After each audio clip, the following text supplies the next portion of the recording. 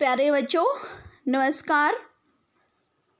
हिंदी व्याकरण के पत्र लेखन की इस कक्षा में आपका हार्दिक स्वागत है।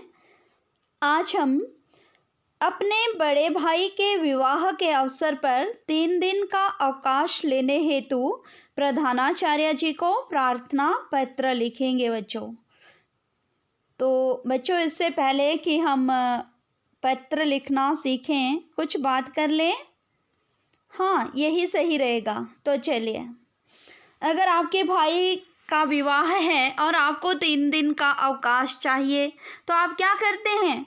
प्रधानाचार्य जी के पास चले जाते हैं कि सर मुझे 3 दिन की छुट्टी चाहिए। सर पूछेंगे क्यों? क्योंकि मेरे भाई का विवाह 23 जनवरी 2021 से होना निश्चित हुआ है, जिसे संपन्न होने में 3 दिन लग जाएंगे और बारात यहाँ से चंबा जा रही है या कुल्लू जा रही है, शिमला जा रही है, मुंबई जा रही है, हमीरपुर जा रही है या बिलासपुर जा रही है, सिरमौर जा रही है।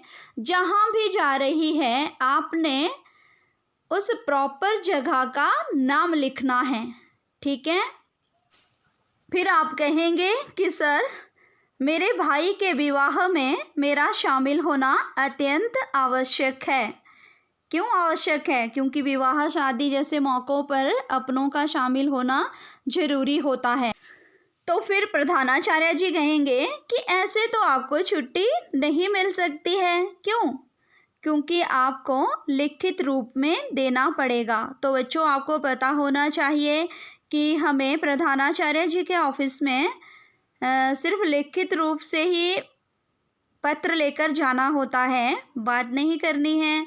हमने पत्र लिखना है उनके नाम, भाई के विवाह के लिए हमें छुट्टी चाहिए, तो ठीक है, बोलकर तो बात बनने वाली नहीं है। अब आएगी पत्र लिखने की बारी। तो आप सोचेंगे कि पत्र कैसे लिखूं मैं? तो बच्चों, जो कुछ भी आपने प्रधानाचार्य जी से कहा या मन में सोच रखा था कि मैं इस तरह से छुट्टी मांगूंगा या मांगूंगी या लूँगी, ठीक है, वही सब आपने इस पत्र में लिखना है और सच्चा ही कारण देना है, झूठा नहीं देना है बच्चों। नहीं तो फिर आप क्या होगा, पकड़े जाओगे और आप सही से लिख भी नहीं सकते हैं। इसलिए जो भी आपको काम है या जिस भी कारण से आपको छुट्टी लेनी है, आपने हमेशा वही कारण देना है, ठीक है। तो आइए देख लेते हैं कि किस तरह से हमने पत्र लिखना है। तो बच्चों, आपको अगर परीक्षा में आया होगा तो इस तरह से लिखा होगा कि अपने भाई के विवाह के अवसर पर 3 दिन का अवकाश लेने हेतु प्रधानाचार्य जी को प्रार्थना पत्र लिखिए। तो सबसे पहले आपने क्या करना है? लिखना है ऊपर, सेवा में प्रधानाचार्य जी, राजकीय वरिष्ठ माध्यमिक विद्यालय कोटतुंगल, जिला मंडी, हिमाचल प्रदेश। यहाँ आपने अपने विद्यालय का नाम लिखना है।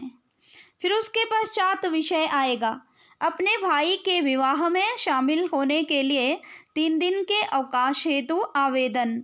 क्योंकि प्रधानाचार्य जी के पास इतना समय नहीं होता कि वो पूरा पत्र पढ़ें, इसलिए वो विषय देखकर ही जान जाएंगे कि बच्चे को क्यों छुट्टी चाहिए। तो बच्चों, विषय आपने ज़रूर लिखना है। फिर आप लिखेंगे महोदय। अगर महिला प्रधानाचार्य जी हैं तो आप लिखेंगे महोदया। फिर सविनय निवेदन यह है कि मैं 6ठी कक्षा की छात्रा राधिका हूँ। यहाँ आपने अपनी कक्षा और अपना नाम लिखना है। मेरे भाई का विवाह दिनांक 23 जनवरी 2021 को होना निश्चित हुआ है, जो 25 जनवरी को संपन्न होगा। मेरा शादी में शामिल होना अत्यंत आवश्यक है। बारात यहाँ से चंबा जा रही है, जिस कारण मैं 3 दिन तक विद्यालय में उपस्थित नहीं हो सकती। अतः आप मुझे 23 जनवरी से 25 जनवरी 2021 तक 3 दिन का अवकाश देने की कृपा करें। मैं आपकी आभारी रहूँगी। बच्चों, अवकाश 3 दिन का भी हो सकता है, 2 दिन का भी हो सकता है। जितनी आपको ज़रूरत होगी आपने उसी हिसाब से लिखना है। लेकिन पेपर में अगर 2 दिन का पूछा है तो 2 दिन का ही लिखना है, 3 का पूछा होगा तो आपने 3 दिन का ही लिखना है। काम होने के पश्चात फिर हम क्या करते हैं? धन्यवाद देते हैं, ठीक है। तो आपने फिर प्रधानाचार्य जी को क्या करना है? धन्यवाद देना है, तो धन्यवाद लिखना है। उसके पश्चात दिनांक लिखना है। जैसे आपने 23 को छुट्टी लेनी है तो आप 22 को पत्र लिखेंगे। आपने क्या करना है? 22/1/2021 दिनांक लिखना है, या जिस भी दिन आपने छुट्टी लेनी है उसी दिन के जो दिनांक है वो आपने डालनी है, ठीक है बच्चों। उसके पश्चात आपकी आज्ञाकारिणी शिष्या, अगर लड़का होगा तो आपका आज्ञाकारी शिष्या। आजकल लड़कियां भी आज्ञाकारी लिख लेती हैं, जो चल पड़ता है, लेकिन लड़कियों को हमेशा आज्ञाकारिणी शिष्या ही लिखना चाहिए, ठीक है। फिर अपना नाम लिखना है। जैसे इस बच्ची का नाम है राधिका, कक्षा 6ठी। उसके पश्चात आपने अनुक्रमांक लिखना है। अनुक्रमांक मतलब रोल नंबर, ठीक है। तभी पता चलेगा कि कौन बच्चा है जो छुट्टी मांग रहा है, क्योंकि विद्यालय में बहुत सारे बच्चे होते हैं। प्रधानाचार्य जी को एक एक बच्चे का नाम याद नहीं होगा, ठीक है। तो आपको ये सब लिखना पड़ेगा। तो बच्चों, ये था भाई के विवाह के लिए 3 दिन के अवकाश हेतु प्रार्थना पत्र, जो आपको अच्छे से समझ आ गया होगा। अगर कोई समस्या आती है तो आपने कमेंट के माध्यम से ज़रूर पूछना है। अब गृह कार्य देख लेते हैं, आपको क्या लिखना है और क्या याद करना है।